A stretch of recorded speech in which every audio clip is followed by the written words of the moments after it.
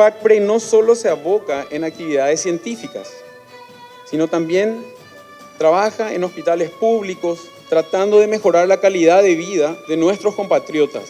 Victoria, porque ganaste la batalla. Ese es el lema del proyecto, que consiste en realización de cirugías de reconstrucción mamaria gratuitas en pacientes insolventes que fueron sometidas a mastectomía por cáncer de mama. Actualmente, como digo yo, es un proyecto pequeño, pero con grandes ambiciones, y creo que más allá de eso van a seguir sumándose muchos otros colegas e inclusive otros hospitales. Así que con el corazón lleno de alegría, puedo decirle que hemos devuelto ya muchas sonrisas.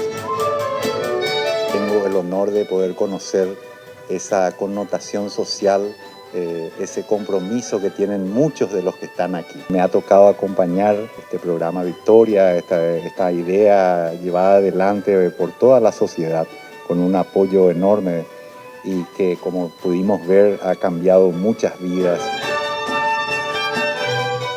La cirugía plástica, cuando nosotros decidimos hacer esto, no pensamos el gran rango que tenía para reconstruir vidas. No nada más es aumentar un busto, o jalar una carita, o poner, sino quemados que están destruidos en sus vidas y las volvemos a construir. Niños de labio y paladar, personas con cáncer, traumatizados, todo tipo de lesiones, y nosotros en estas manos que Dios nos dio, ¿verdad? Nos sentimos que somos instrumentos de Él para volver a dar integridad a la gente.